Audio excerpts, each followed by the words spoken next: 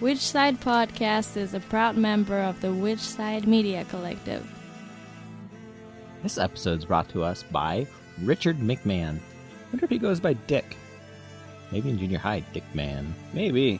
But if you want to be as awesome as Richard, all you have to do is go to our website, donate at least $10. That's how much these shows cost.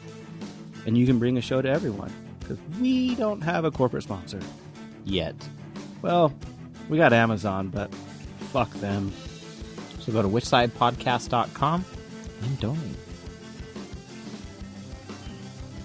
This is episode 79. Yeah, we have Rhoda and Eric on. They just produced a movie called Living Things. It was really interesting. It's a movie about the confrontations that vegan family members have with non-vegan family members. If you watched it, I don't know how you can not get that connection that every vegan has. Like, everyone's had those situations, those confrontations. So it really brought me home on a lot of things. It was really great. So, check them out. And enjoy. What events do we have going on this week? We're asking people to call the FCC. If you're unaware of what the FCC is doing, they're trying to fuck over the internet hardcore. And we don't want that to happen. From the kindness of Living Things, who is not affiliated with anything that we do, we're giving away a DVD to a random person who calls the FCC. Call the FCC, tweet out that you did it. We'll give you the phone number. Just tweet out the phone number and do the hashtag #FCC. Yeah, fuck FCC. That's a good one. So, if you want to call the chairman of the FCC, Tom Wheeler, directly, his phone number is 202-418-1000. Easiest telephone number to remember. Again, that's his direct line into his office. Fuck the FCC. Hashtag fuck FCC. We're also going to be giving away more DVD copies of Living Things. If you just check our social media and stay tuned for details about the giveaways that we'll be doing. May 16th, 1791, Denmark becomes the first Western country to outlaw the slave trade. It's crazy that it took so long. And it's also crazy how much earlier that was compared to some of the other ones. Yeah. That's what I meant. It took so long for everyone else to follow suit. If you want to learn a lot about the slave trade and human debt, you should definitely read the book Debt, First 5,000 Years. Goes into it in depth. It's absolutely amazing. Check it out. They're not sponsoring or anything. It's just a great book, and I highly recommend it. I really sincerely hope you guys enjoy this episode. Which side are you on? Which side are you on? Which side are you on? Which side? Which side are you on? Which side are you on? Which side are you on? Which side are you on? Which side are you on?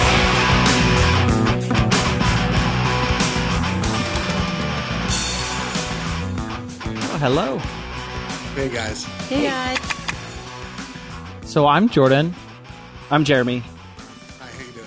Doing Hey, well. we can't see you guys. We're not very Can you see attractive. us? Actually, we try to keep video off. It helps with our the bandwidth, so that it sometimes it can get choppy. Yeah, with sometimes video Skype on. will get choppy and Skypey. Okay, we should turn our video off. Yeah, if you want to. Okay. Sweet. Bye. All right. But How are you guys doing? doing good. How about yourself? Oh, good. We're doing good. So you guys are located in Utah, right? Yeah. Unfortunately. Yeah, we drove cross country before we had a kid. We drove cross country 3 times, but we avoided Utah because I was terrified of the mountainous cliffs. Like, I didn't want to be like 14,000 feet off the ground, and our car would break down. I would love to see it. It looks gorgeous, but for that reason, we always avoided it. Well, we actually have a really great vegan scene here. Yeah. You're kidding me? Oh, Okay. really? I didn't know that. Yeah. What was it? Last year we beat out Austin. In Yeah, a I poll. think we're listed. You're kidding. Oh my gosh, and Austin is amazing. You know, we were over, like, we would curve southward and go like through Oklahoma on the way home, and you should talk about like no vegan scene. Like, Oh yeah. 2 days of suffering. They would look at us like we were crazy when we would ask for like, no butter on the bread or whatever. Yeah. But yeah, I had no idea about Utah. Yeah, I think we ranked number 3. total in the United US, States. yeah. What? Yeah. Oh my gosh, Wow, we're gonna okay. have to go. Yeah, Our next cross country trip. Yeah. We'll make a note. What city are you guys in? Well, I'm in Salt Lake City, And Okay. I'm just in the suburbs. so Oh, got it. but Yeah. Salt Lake County in general is pretty Yeah. convenient. Yeah, it's Oh great. wow! So that was totally off our radar. Okay, so that's good to know in terms So, like, of the vegan scene. I'm kind of out in the suburbs, and I mean, I have 2 vegan pizza places right next to me. Wow. Okay. Yeah. Oh, So that's cool. Yeah. we're over here in San Fernando Valley in Los Angeles, in a town called Tarzana, and there's probably reliably like half a dozen vegan places in the valley. Is that about right? Yeah, good places. Yeah. But if you go up the hill into Hollywood, then you have a lot more options. Yeah, But it's in Los Angeles, it's pretty prominent. So I can imagine that just California in general's pretty easy for vegans. yeah, it's definitely. pretty nice. Yeah. Even if you're not going to a vegan restaurant and you just like walk into a place, they'll Mhm. always have some really good substitutions. So we're happy. Yeah, it's a good place to be. Yeah. And our hospital where we signed up when we had our first child, who's 2.5, just last year put out a notice to all their customers that, or all their patients that they strongly recommend a plant-based diet. Oh, that's Are you fucking kidding? Which was amazing. like, wow. Yeah, I know. Staggering. We were Yeah, in yeah. shock. We were, and then and that's like every time we took him in for a checkup, of course he's vegan and he's healthy, he's thriving, and Yeah, we'd be so nervous. but we'd like, be you don't want to every get the time wrong doctor. we wouldn't want to start talking about veganism, Yeah. like Yeah. to the doctor. So we try to like keep that, unless they ask us any direct questions. Yeah, but then the joke was on us because they sent out a newsletter saying, "Oh, by the way, we recommend everybody goes plant-based." They have like 10,000 patients, so that was Wow. amazing to see that. That's amazing to hear. When I had like Yeah. a horror story when my daughter was born. I wow. actually got kicked out of the nursery because they gave her milk-based formula twice, and Oh, I lost my shit. oh, yeah, see, shoot. it's so touchy. I mean, it's horrifying because you don't want them to call social worker in. Or so what happened when you lost your temper? So when she was born, my wife had some complications, and so they took her away immediately. And why they helped her, and the nurses just immediately started feeding her, even though our birth plan was very specific that it was breastfed only and only soy-based, vegan formulas if needed. And they gave her a milk-based formula. She had an immediate reaction to it, and so they had to pump her stomach. Oh man! Okay. So that was Oh, like yeah, her 'cause- first, within a half hour, they were pumping her stomach.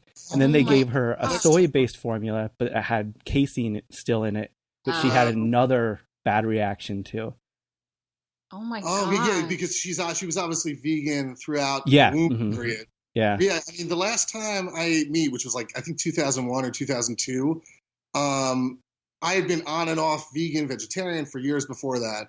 But the last time I put it in my body, I guess the hormones or whatever was such a huge impact. I had insomnia for like 3 days, and I was like, even if I wanted to touch it again, which I really don't, it's just the bodily reaction can be so Yeah. severe. And I can't even imagine a newborn baby, Yeah. like the reaction that would have. Oh my god. Yeah, because her that's immune so system scary. is on. So is that your only kid, or you said you have more than one? No, just the only one. And luckily, our pediatrician was on our side. Like, our pediatrician, tried to get that nurse fired. God. Oh, yeah, wow. it was that was good. But the situation in the nursery right there was not a That's pretty terrible. moment. God. That's terrifying in a variety of levels. Yeah. Yeah. Well, but that was good that somebody there was on your side. That's a relief. Yeah. It's one of those stories. She's almost 8 now, and we've never really told her because she's very proud of I've never had anything that's not vegan. We're like, well, yeah. Yeah. And, well, that's now since she's 8, you have to tell us because we have one on the way. Rhoda's pregnant, and we have a 2.5-year-old. So we have yet to experience what I'm sure you have, which is your child becoming aware of the option. Because our kid, like, you know, has the vaguest understanding of what's going on right now. So, so was that like a big conversation, or how did that go? You know, really, it's been way easier than I ever anticipated. We got, you know, like Ruby Ross books, like Vegan is Love. I have that on my Amazon wish list. Which is great. Actually, are having her on pretty soon. Yeah, we're gonna have her on pretty soon. Nice. And so, you know, from very early on, she was very, you know, aware of what it was.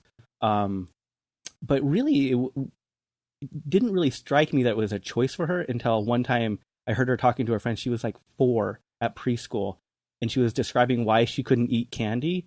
And she's like, well, it's because I love animals, and this has parts of animals in it, and you don't love animals. Well said. Yeah. But no, we've just been very, very straightforward with her about everything. When she was 6, she decided to watch Earthlings by herself. Oh wow! Oh my god! And which is not like the best parenting move, terrifying. But I've never even watched it, so that's. Oh my gosh, it's so hard to watch. It's like a snuff film, but it's very, it's powerful. I respect Earthlings a lot. Yeah, it's. We had a group of people over. When was it? It was like 5 years ago or something. No, it was just a couple years ago. Yeah. We had like a group of people over. Only like the bravest people showed up. Like 80% of the people turned down our invitation to watch it. There's no way in the world I'm ever watching that. But then we had a good little group, and then it was it's very heavy duty, that movie. I've started it twice, and then both times like, fuck this, I'm done. Yeah.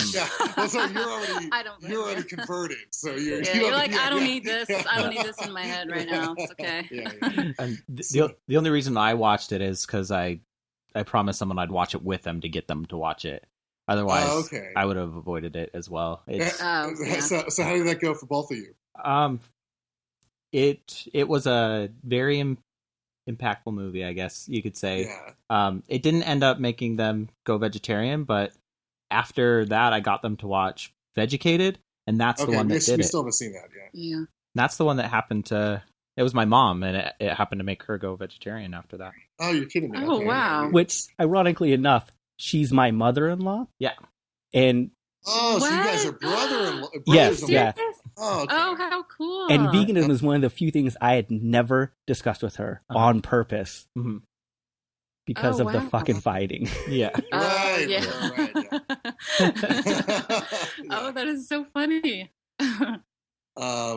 Okay, so wait, so one of you is married to the other's sister. It's my sister. I'm married to his sister, his older sister. Okay, and that would probably be Marie. No, Mari is my wife. And okay, got it. Oh, I got it. And so she's actually from Colombia. She doesn't have any siblings. Oh, got it. Okay. So that's a really cool bond. So you guys were 1-to-1 on the vegan bond, and then now it's seeping into parts of the family. Well, yeah, they kind of blame me for radicalizing the two siblings a little bit, but they were way like they were vegan when I met them. It wasn't like I converted them. Oh, got it. Okay. Yeah. So, but did it get deeper from your influence, or I think something like that? It was someone to blame. What did you say? It was someone to blame. Oh, okay. Oh, I hear you. Okay, yeah. He's a scapegoat after the fact. Right. Yeah. Yeah. It was it tends for an interesting relationship. Let's just say that. Oh yeah, I can imagine. It was like caught us blindside. Okay, yeah, the in-law. Obviously, our movie is hinged on the whole in-law dynamic. So yes, yeah. Unfortunately, it never got that bad for you with my parents. No, not too bad. Religion's way worse with your parents. Yes. Yeah. Oh, okay. So that's a whole other. Let's talk about another sensitive area. Yeah. So what brought you guys to veganism? Oh my God, Eric was the one who started it. That's right. Yeah. It was after we graduated from college. I'm originally from California and he's from the East Coast. So when we finished college that last year, we both decided we were going to move to LA together. But we had like a couple months apart. And he was on the East Coast and I was waiting there. And then finally, when we got to LA together, he showed up and he was just like, oh, by the way, I became vegan in these last 2 months. And I was so pissed off because I was just like, oh my, are you serious? I'm like, because I just felt like, I don't know. I just felt like I was betrayed. You know what I mean? Because so much of our bond, we had been together for a few years and just, going out late at night, like in Boston where we went to college and like getting pizza and eating hamburgers. Like that was our thing. And then just to have him show up and like, okay, I'm vegan now. So I had to totally adapt and like learn, how to cook for him and myself at the same time. I wasn't forcing. No. He wasn't forcing it on me. But that was just kind of annoying. I was like, now I have to cook 2 different kind of meals, like every meal. Like I was just acting like, very pissy about it. But then after a while, I started seeing just how he was eating and just the effects it was having on him. And he felt really good. And then I started noticing that I was just feeling I had low energy. I had broken out like really bad. And I was just knew that I needed a detox, like some kind of detox. So I was like, I might as well just try it for 30 days. I'll try it for 30 days and it'll make my life easier. I'll just be cooking, one kind of meal every meal. And then I did it and it was like the best, like one of the best decisions I ever made in my life. Like I felt amazing. I had so much energy. I just couldn't believe like the clarity of just my thoughts and just, I don't know. I just felt so centered. And then after the 30 days was up, I was just like, okay, I'm hooked. And that was like 14 years ago? Yeah, 2001 or so. Yeah. And then there was a little back and forth. Like wasn't consistent. Like I started in 2000, but I wasn't consistent. Yeah, I think maybe you were vegetarian in the beginning. Yeah. And I'm still, you were just vegetarian. I eat eggs still. So I'm still technically vegetarian. Rhoda's you vegan. Go back and forth. Yeah. So, but there was still some meat eating within those first couple years on and off. And then what happened with me so Rhoda actually became more disciplined than I was. And she was more scientific about it in terms of I was more of a lazy vegan, just throwing together whatever I could. It was like, okay, there's no meat, there's no dairy. And then I'll have French fries there. I'm a vegan, but she's a more sophisticated, she brought more of the nuance into it.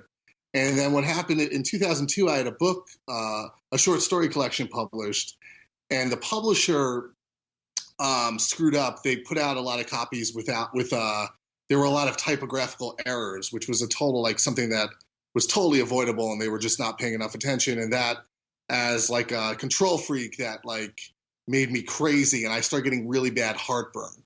And I was like, in my early 20s, I should not have been getting like heartburn. It was just like debilitating. So I was like, all right, we were macrobiotic. Yeah, we were vegan macrobiotic. Yes, and then we just total cleansing, and that got rid of the heartburn. And then since then, I guess 13 years or so, it's been consistent. Do you want to describe macrobiotic a little bit? Yeah, Rhoda's better at that than me. I haven't done it for a while. We were really into it a long time ago, but it basically means big life, and basically it's all about everything in its whole natural state. So it was really strict. Like at that point, what were we? I was doing no kind of sugars. That's right. Like certain fruits, I wouldn't eat like citrus fruits because they're just too sweet. No white flour at all. No white rice. What else was it? Oh, no alcohol. Yes. No caffeine. It was very strict. Yeah, that was a few years. Yeah, we did that. Yeah, I did that for a few years. Yeah, it started easing just organically over time. It just sort of became more of a just more straight up a vegan. Yeah. Then I felt good, and I was like, okay, I was ready, like to let it go, being so strict, and just okay, I'm vegan now. I don't need to do the macrobiotic thing. But we went on. What was really cool was, what year was this? 2005. 2005. We went on a macrobiotic cruise, which was pretty amazing for about a week and a half. And where they just like cooked these amazing vegan macrobiotic, like, what was it? They even made, it was like 5-course dinners. Yeah, and it was so good. All like 3 meals a day. Yeah. Oh, wow. It was so good. There was like 600 of us on the boat. And Yeah. it was good, yeah. It was amazing. And just everybody sharing their stories, like people who had recovered from these illnesses and these accidents. Right. It was insane just off of switching to vegan macrobiotic. It was incredible. There was one woman who had actually been, I'll never forget this, she was in a car accident. And I believe she was paralyzed from the neck down. That's what she said, right? Yeah. And she went totally macrobiotic, like to totally detoxify her body. And she was completely mobile when we met her. She was...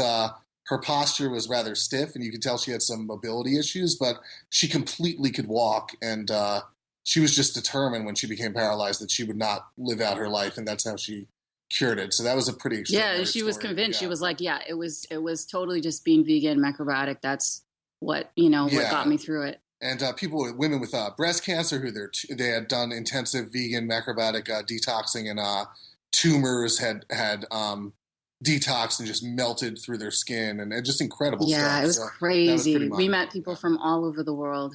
It was a really great trip. So I'm not vegan at all for health. Okay. Sure. Okay. At all. And it's only been like the last couple of years that I've actually been like, oh, I should actually fucking take care of myself. I hear you. Yeah. So like, they hear you guys talk about it like in such a way, I'm just like, Jesus, fuck. Where are those Oreos? Yeah, I'm like, I like Oreos.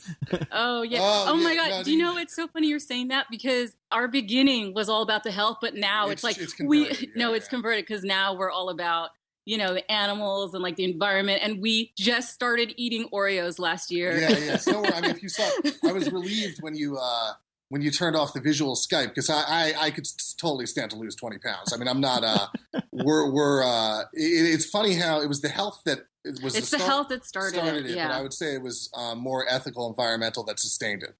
And that makes it something we want to share with our kids and so forth.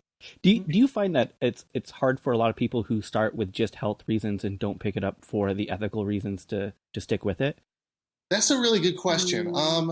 Ideally, we find it's such a multi-layered win to be vegan for so many reasons that most of the vegans we know have a cluster, a cluster of reasons. When you say it's true, I couldn't really, like our vegan friends, I couldn't really point to the point of origin. Like we have one friend that stands out because she she got in on it strictly because of the environment, like concern about climate change. Mm-hmm. And that was completely what motivated her. And that we found that was unusual.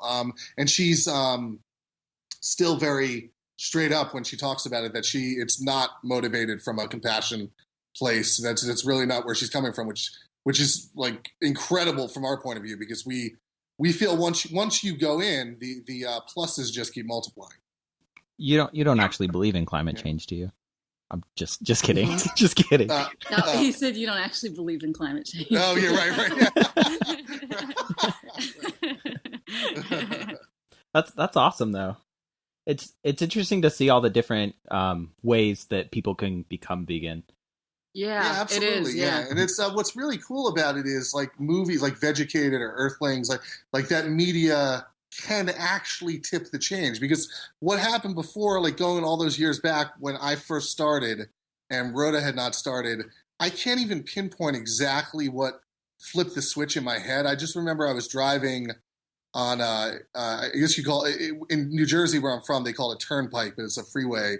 And I just remember it had been something I talked about with my friends, and we were kind of conscious, and we had smoked pot, and we were exploring, we're kind of psychotropic in our mentality. And so it had come up in conversation, and I always admired vegans and vegetarians. I always thought it was admirable, but I don't know, I can't recall what threw the switch, but there was a moment where it was like, you know what? I can no longer unsee the violence that goes into meat. I can't the social conditioning cracked, and I was like, wait a second, there's another way to perceive this. And then you start seeing the extremes of where your meat comes from. And I couldn't ever unring the bell. And it's amazing how a lot of the media, the films, can be effective because they ring the bell. It's very simple. I mean, like most people through social conditioning don't ever think about the origins of their meat. They just don't go there. And if there's even a moderate level of light thrown on it, it can really change your mind. So how did your friends and family react? Because you guys, like, seems like you changed and then, like, fucking head dived into it. Like, it wasn't like a gradual thing. That's a good question. Well, Rhoda's parents are really, really laid back. Like, when we visit them, they're like, yeah, look, we're going to eat vegan now. We're told they're all in. They love trying new things. But it's kind of hard with, like, just like everyone else, like my aunts and uncles and cousins, because they're, like, my mom's side of the family is Filipino. And it's like their traditions, they're just very big on the meat and like, oh, when it's your first birthday, we have to go and kill a pig and put it on the table. And it's just all this stuff. So they kind of thought I was a little crazy. They don't understand. I mean, still to this day when, it's been 14 years, but to this day when we're at parties, they still try to put meat on my plate, like not really like fully understanding exactly. They're like, what? You're still doing that? Oh, yeah. And my family, I would say, I mean, we see less of them. We only see them once a year or so, but they're, I mean, definitely respectful, definitely supportive. My father is a little more has the attitude of, well, we're not going to go eat at a vegan place. We can go eat at a place where there's both, which is diplomatic enough. And then my mother's all in. She's fine, and it completely doesn't matter. She's actually it's like a quasi vegetarian in her own way. Like her she started eating vegetarian. Yeah, she's the last very couple hard months. that way. Yeah. So but all in all, pretty good. I remember there's one incident. It's funny. I for our movie Living Things, I recorded a director's commentary. I decided not to include it just because it's just the topic can go on and on for like hundreds of hours. Like there was just like no beginning or end to it. So I felt like I was rambling. But one story that I don't know if I did tell it or if I planned on, but my sister Stephanie, who I love very much and we're very close, came out to visit us in Los Angeles a few years ago. And our plan was when she came that we would take her to the food store and buy whatever she wanted, because she was our guest. And when she saw that the refrigerator had only our food in it, she became really upset. Really upset. She was pissed. We're like, no. We will buy you whatever you want. Like we don't. Yeah, we're not going to force anything on you. Yeah. And then she either didn't believe that or preferred to keep the conflict alive. No. Do you know, the thing was she expected, like, she wanted before she came you to have it full stocked with like her like other kind of food, like that kind of stuff. Yeah. That was the thing. She felt that the appropriate thing to do was to stock her food. And as far as we're concerned, it's not that we had any straight up objection to putting what she wanted in the refrigerator, like we would start crying if we had to touch it. It was nothing like that, but we just figured let her pick out what she wants. But that turned into a huge fight. So huge. But we got over it, but it still reverberated for a few weeks after, where it was like, where each of us are talking to our parents, can you believe what the other did? And like, then it got alleviated, and it can sort of, I guess, there's a huge divide between vegans and non-vegans. I mean, there's not a lot of communication to fill it in. So it's very easy for the whole situation to become tense. Oh yeah. Well, I got to commend you because I'm not that nice. Okay. So, yeah. So how? Please explain.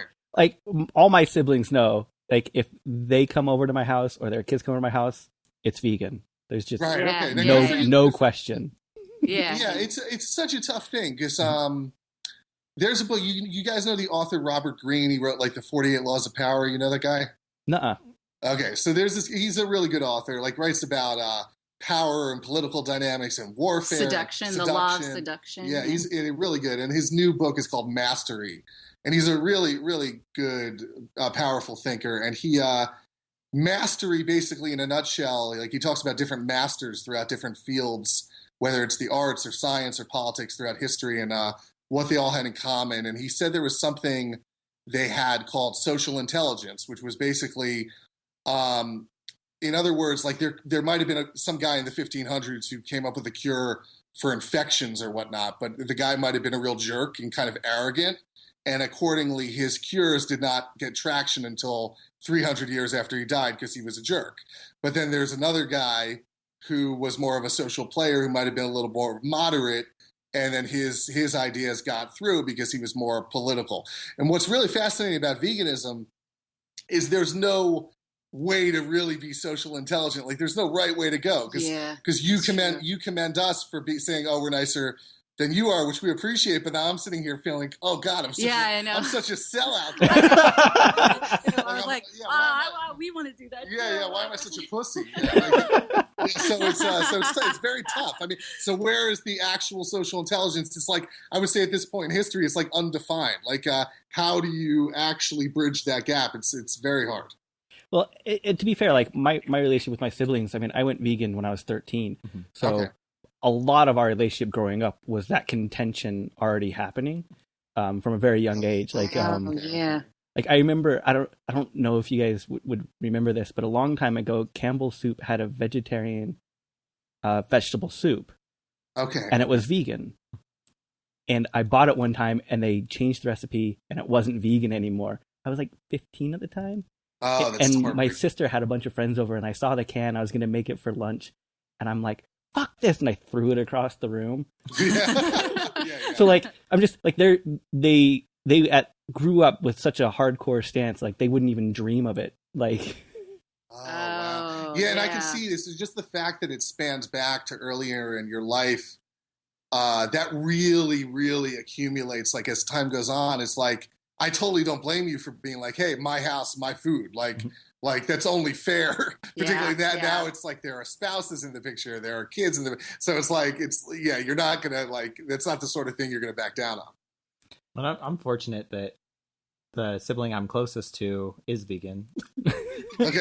Oh, that makes that's nice. The sister. Okay. And everyone else, we usually go to their house for gatherings. So. Yeah, I'm so anal. My sister borrowed a griddle one time, and she told me she cooked grilled cheese sandwiches on it. So I'm like, you can keep really it. Bother me. Yeah, just keep it. I'm good. I'll buy a new one. Yeah, no, I mean, not for nothing. I mean, like I was saying about the insomnia, like, that can totally fuck you up. Like eating, like even if it's washed or whatever, like you don't want it in your body. I mean, that's a whole other level. Yeah. I remember when I had my first all vegan kitchen where everything was brand new, I'd never touched anything. It was a great feeling.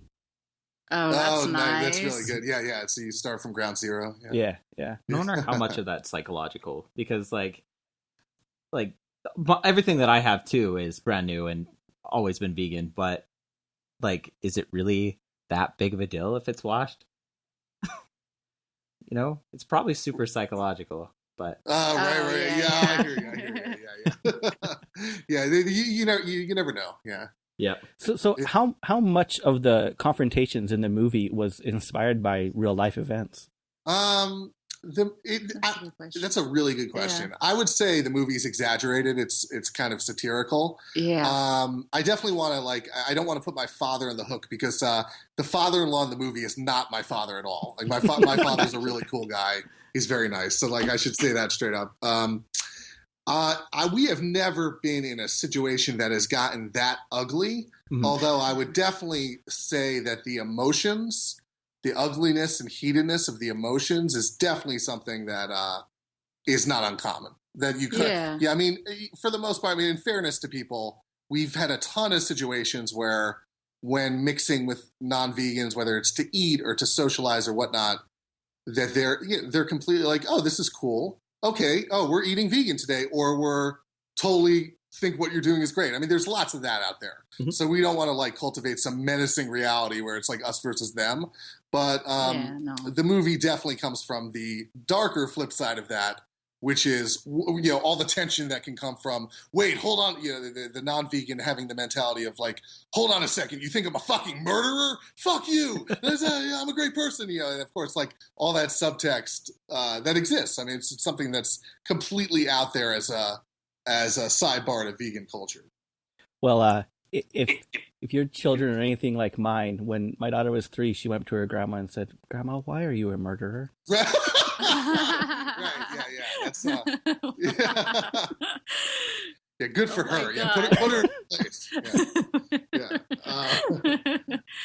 It's touchy. I mean, the story with my sister was a bad one, the big fight, and when we were editing the film, we had a brilliant editor, Roger Sheck, who's a great filmmaker, directed a lot of cool films, and the movie was pissing him off. Like he was totally on the father-in-law's side, and this is a very open. And he's been vegan. Like he was vegan for a few years. Yeah, before, and it's not like he's like not down, but he was. It was really fascinating. Like he through the editing went on for months, and I would get phone calls like he just assembled a few minutes, and he's ready. He was just livid at Rhoda's character. Like he's like, I want to strangle her today. Yeah. Like then, I was like, oh my god, it was amazing. And then it's when just a character. Yeah. And then when we sold the film to Cinema Libre, our distributor, Rich Castro, the acquisitions guy, the gentleman who first made contact with us, said the complete opposite. He was like, I couldn't stand the father-in-law. I wanted to smack him across the face. Like, and so he's not vegan. And he's not vegan, right? Yeah, and he's of the mentality that he would like to be. He would like to. He said it's something he would like to explore. So it's amazing just how completely touchy this becomes. It goes and it completely cuts both ways. And I didn't want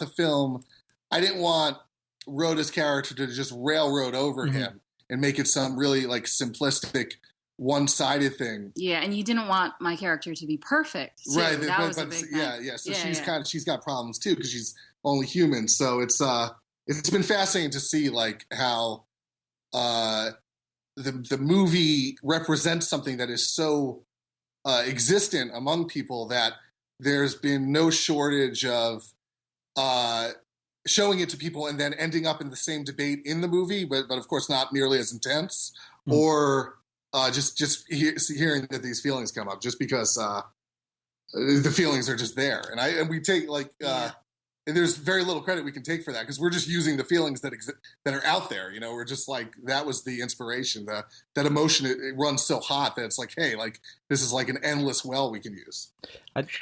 I definitely felt myself wanting to jump in and contribute to the debate. It's like, why don't you bring up the fact that if you... There's a lot of that, too. I mean, like, the more I talk... And there's so much that we couldn't go into. Oh, my God. Yeah. We're like at the uppermost tip of the iceberg. Like, they really... Even though they're talking and talking and talking, they're, like, hardly scratching the surface. I mean, they really only... There's a very tight handful of things that they touch on, even though it seems real florid and complex. Like if you really step back, it's like I can imagine like the type of thoughts it gets firing.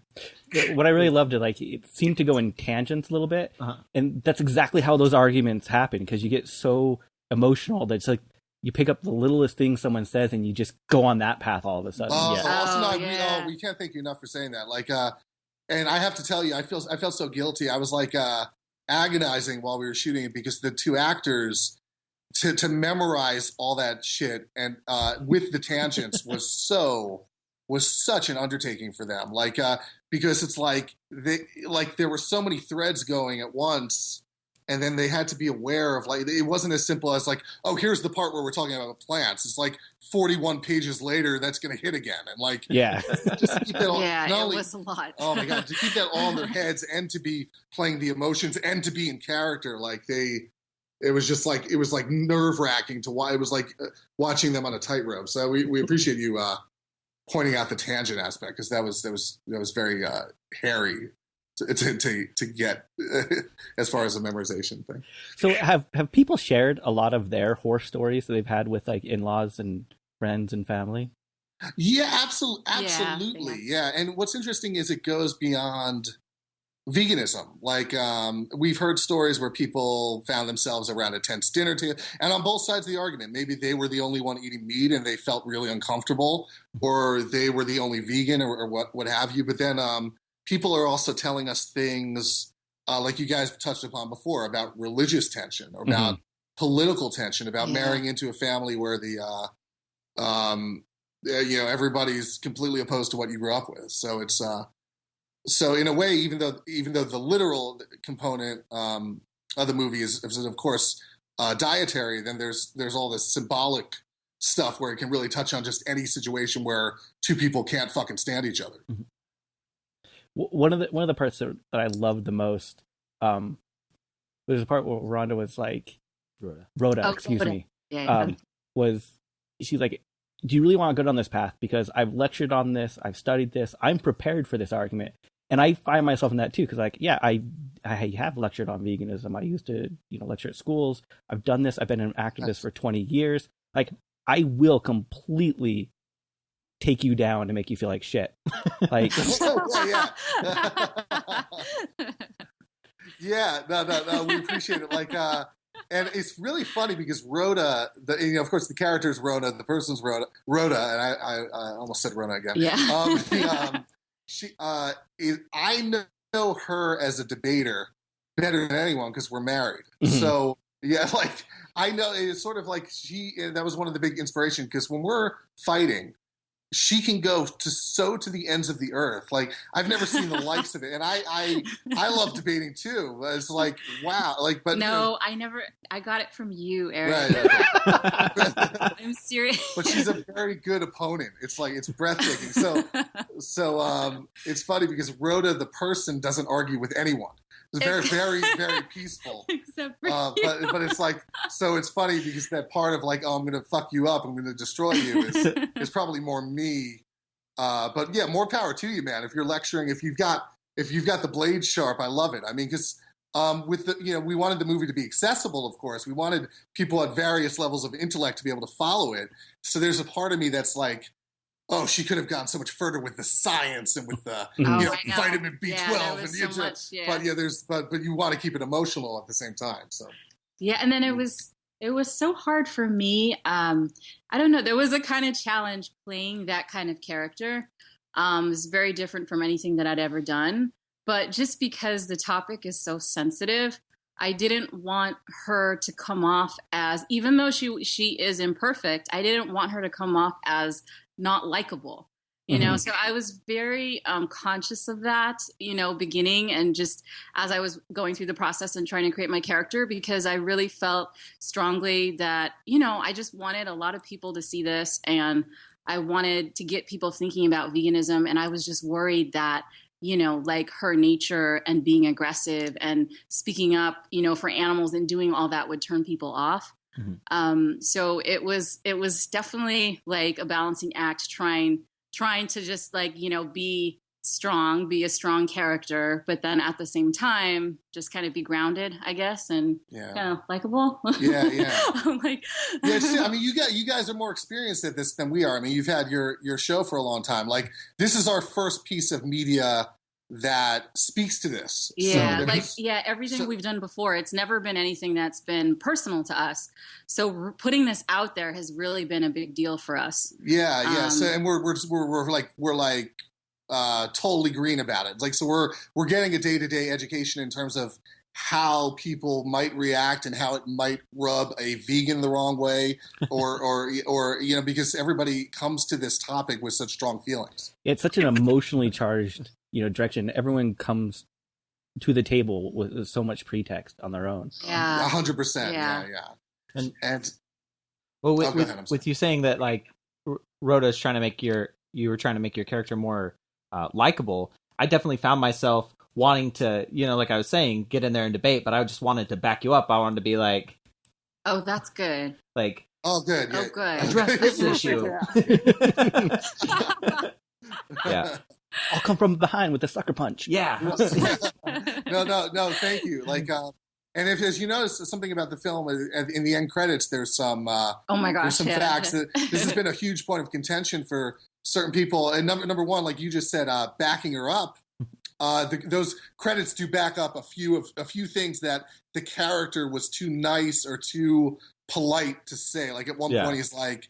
At one point, he's like, what does he say? Oh, I doubt this saves any animals. And then, of course, in the credits, it says a vegan or a vegetarian saves 400 animals a year. So there were certain things we didn't want her to get motherfucked and end up totally silent on. So, yeah. So thank you for saying that. And, but man, just how hard it was having those credits there. That's right. Yeah. Yeah. Cause like people, like we've just seen, from people who've seen it, who aren't vegan, it's like hard for them because they're watching it and then they're like identifying with things that Leo is saying, that the father-in-law is saying. and like, yeah, you know, like he's scoring another point. And then they kind of feel almost like kind of okay because they feel like, oh, well, it all balances out, evens out because it's just a back and forth. And okay, you know, it's a very balanced look at the whole thing. But then the credits come in. And then a lot of them were very upset about that. Yeah, very upset about the credits, saying that it wasn't fair to put the credits at the end. I'm sorry. Oh no, I was going to say, but it's like, you know, we're the makers of the film, and this is where we're coming from. Like, this is our point of view, and this is, like you've always said, it's like, you know, the first time that we ever really get to hear a vegan in a movie like this, like saying so much and really expressing. A fiction movie. Yeah, in a fiction movie. Yeah, I mean, and it's what's interesting is there's so many movies out there that are about human rights. I mean, there's no controversy about a human rights movie, like a Holocaust movie or a war movie or anti-war movie.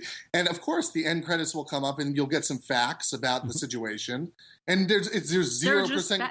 Yeah, unless you're a sociopath, you're not going to be scandalized by, 400,000 more slaves were liberated after the story. Nobody's going to care, you know. But then if you put up credits that are on the side of animals, people are like, whoa, now you've really gone too far. Now you really need to shut your mouth. Like, and what's amazing is a lot of people are saying, to pick up on Rhoda's point, a lot of people are saying that the movie is balanced. And they're almost, I can't read into their intentions. It almost strikes me as faint praise in a way because it is balanced. I wanted it to be balanced. I wanted them to have a fair fight. I didn't want the father-in-law to be a moron, just an empty-headed, puppet sitting there. But the fact that it's balanced is sort of like not the point. I mean, the Joker and Batman are evenly matched, but at the end of the day, they each represent completely different value systems. So it's one thing to go, whoa, that was really a fair fight. The Joker could have really got him there. But on the other hand, what are their values? Like, what does each one really stand for substantively? And then that's a much harder discussion than just saying, whoa, even keeled. Wow. Yeah, good, yeah. Bravo, so. That had to be super tough to find the points that counteract what you believe. How did you come up with like the key topics for both sides of the issue? Oh, that's a good question. It's interesting. It was fun to write because it was just like a ping pong match inside my head, like just like devil's advocate with myself. But I would say that Leo, there's a lot of me in that character, but it's not the part of me that I want to cultivate or want to have grow. Like he, putting aside the diet thing, he has a very raw, dark, sort of severe view of reality. And he's a war veteran. And I definitely have a dark view of things in a lot of ways. And I've written horror fiction and that view comes through very strong. But Rhoda's character is where I prefer to be. Her character is evolutionary and her character is progressive. Her character is the 21st century, whereas his is very 20th century. So I was drawing from sort of darker aspects of myself to sort of populate him, and I love the father-in-law character. I mean, as a character, I love him. I think he's funny, and I think there's enormous humanity and truth in him. But I also think it's tired and it's not conscious, and it's a sort of shortcut intellectually that he practices. But it's interesting. Ben Siegler, who played the father-in-law, who's a dynamite actor, really, I mean, he eats meat, and he tended to agree with all those arguments. And you know what? It allowed him to inhabit the character on a deep level. And you know, I mean, that's the other side of reality. And Wait, I have to say, go ahead. I'm sorry to interrupt No, you. I have to say something that's so funny. Because we rehearsed a lot. We rehearsed for about 4 months, and one day we got together to rehearse, and then we were also picking up wardrobe stuff. And then the topic came up about veganism, which we never really talked about outside of just being the characters. We never really talked about. And then it had come up, and we were talking how I don't know exactly what was said, but just something about how veganism is good and it's positive and all this stuff. And then he gave me this look and he was like, oh, and he was like, that's funny. He's like, I never stopped to think for 1 second that your character was right. Not at all. No. I was so convinced. He's like, I never even considered it. I was which was crazy to me. It was thought perfect so it was perfect for the character. It And was I got so perfect. Ben, the actor, is the sweetest guy. Like, he's a thoughtful, sensitive, sweet man, very versatile. Like, he's nothing like that character. But it was so perfect. That disconnect was so perfect for the character. Yeah, because he knew we were it never vegan. crossed his mind. It's like, he knows we're vegan. He knows that you wrote it and you're vegan, but he never stopped to think that it was actually what you were trying to say. Like, yeah. So it's remarkable. It was really funny. And in a way, it's like this is like the anti-Earthlings route. It's like, instead of like a really, and I think Earthlings is great, but it's a very straightforward. There's no ambiguity in terms of like it hits you like a lightning bolt. Here's what we're saying. It's very simple and very morally outraging, Earthlings. But here it's just like, all right, here's the ingredients of an argument. And I'm not gonna like turn the side I'm against into a fool. I'm gonna make him actually very strong. Leo actually talks a lot more than Rhoda in the movie. I would say he talks maybe 60 to 65% of it. She's a lot less verbal than he is. And I gave him all the compassion and patience and lack of judgment I could possibly pull for myself. And now it's like, all right, here you go. Like, here's what each one really believes. And it's just like, it's like, it's your call. Yeah. And I just love how, and I just think that shows up in his performance, the confidence of his performance, just how confident he was about his position in reality. He just never stopped to even. He was like, I never even stopped to think that any person would think you were right. Like, honestly, I didn't think that was possible. It's amazing. And it's so amazing. It goes back to the Joker and Batman. Like, of course, they both have their reasons. But then there's a whole other discussion about what are the reasons, and then what do they represent philosophically, ethically, spiritually, and that opens up many more doors. Did after filming, did it ever like raise questions with the cast and everything? Did they like want to continue the debates? I would definitely, during the edit, there was debate with the editor, and it was fascinating because during the shoot. And we didn't even plan for this because we had hired a lot of the crew. Some of the crew was friends of ours. Some of them were like straight up referrals or people that we just found or hired. And it turned out that there was a number of vegetarians on the crew. So while we were shooting, people, they're seeing this debate over and over, take by take, day by day. Like, they're really all listening. And they all really thought like, oh, Rhoda's character is completely right. Like, duh. And then we went into post-production. And it was like, no, as far as Roger felt at the time. I mean, and Roger loves the movie. Roger, the editor, I don't want to sell him short. Like, he's been very supportive of the movie, and he has a huge passion for it. He did a great editing job.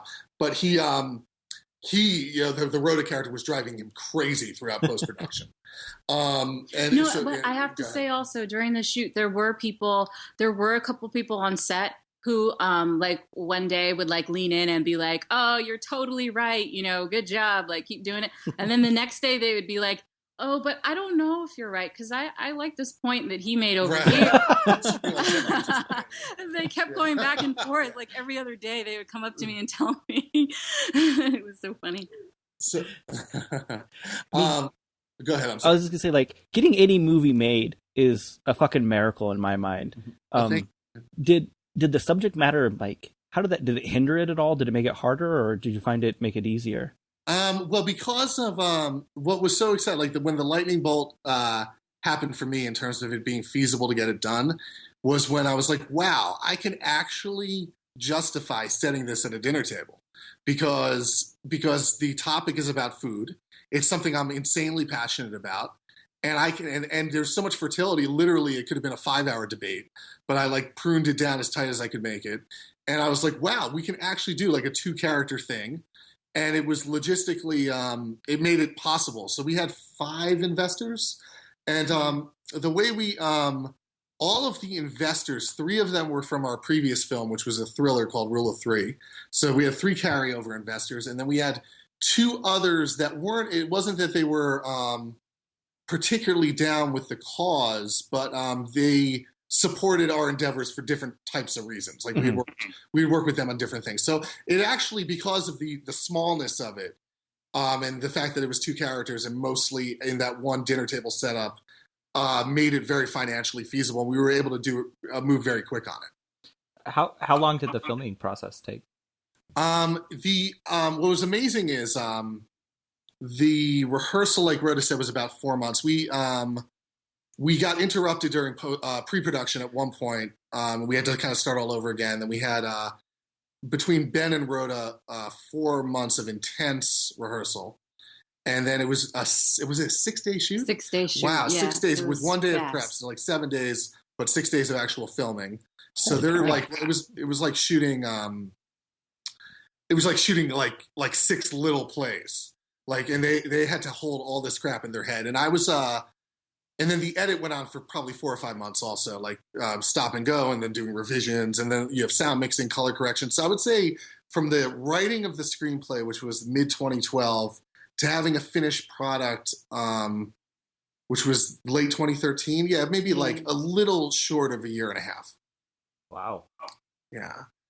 So it's a lot. And it was, I wasn't expecting our first film, Rule of Three, was bigger. It was, there were more characters. There was like a little more action. There was more types of blocking. Like it was kind of a busier production. But this film, even though it's very sedentary, like they're sitting there for 80% of it, completely exhausted me, like for a variety of reasons. Like number one, I felt so bad for the actors with the memorization. Like I just felt terrible. Like every day walking in, I was like, oh my God, they have to get through 15 pages.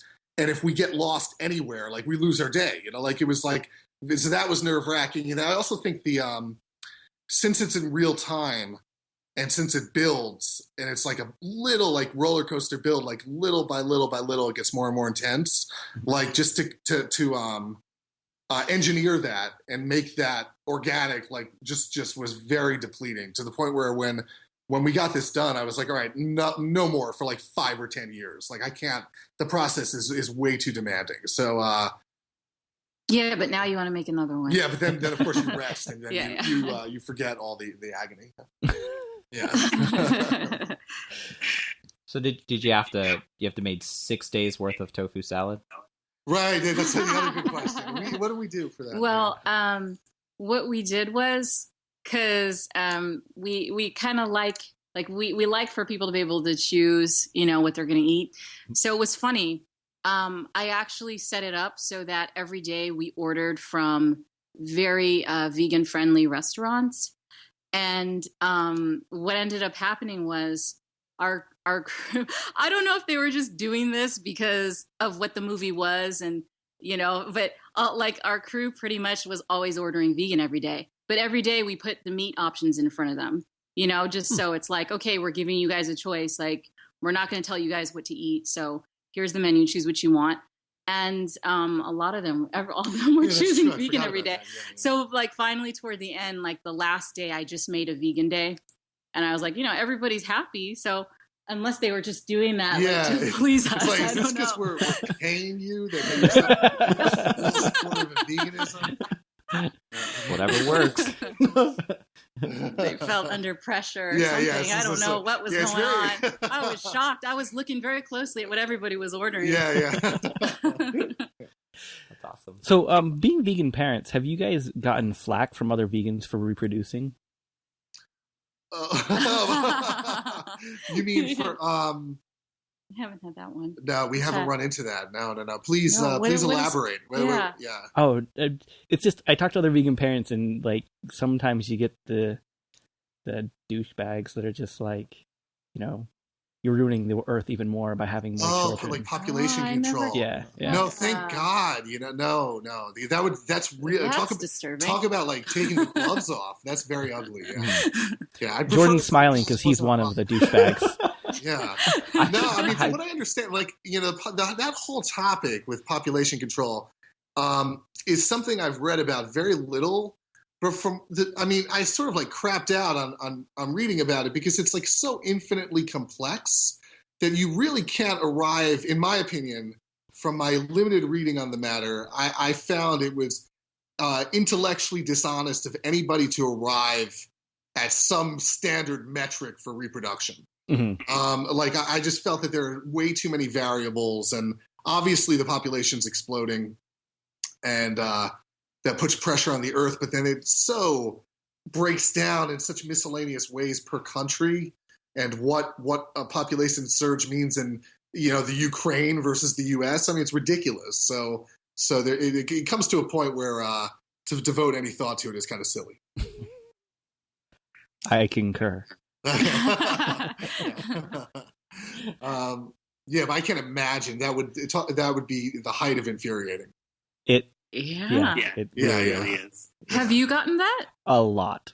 Get out of here! Wait, so What? are we talking about the Utah vegan community? No, it's just like anytime you get into like the hardcore environmentalists or the hardcore animal rights, they're very not tolerant. But I also get crap for being married. No matter what basis you have, I mean, just if your angle is discontinue our species, then that's not really something I'm ready to stand behind. Yeah. Yeah. Yeah. I mean, maybe under the right circumstances, maybe, but I'm not really ready for that yet. So I always get the argument and say I am a speciesist. Like, yes, I like humans too. Like, yeah, there you go. Yeah. It's like, and that's something that's funny. That's something we cut from the film, which was in an earlier draft of the script. Was he uses the argument of that animal lovers, they love animals but they hate people. Which is a very common non-vegan swipe that comes up, which is a whole other level. But it doesn't have to be a hierarchy as far as I'm concerned. I actually see animal rights as the same sort of thing as human rights. I mean, going back to the end credits thing, it's like it's all just compassion. It's the same sort of thinking. Exactly. yeah, totally. Like, I'm the opposite type of vegan. Like, I don't like animals. Oh, get out of here! Okay. Yeah, okay, like so, I'm not an animal person at all.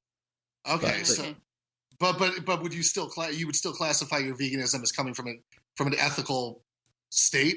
Oh yeah, 100%. It's all, Like, but it's just like, yeah, it's like the animals aren't necessarily your thing, but it's like, but you totally advocate for their right to exist. yeah, like they can Yeah. do their thing. I'll do my thing. I don't want to cuddle them. I don't want to pet them. Yeah, right. Like- right.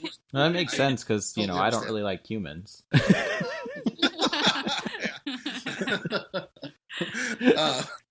Yeah, there's plenty of good reasons for that too. Yeah.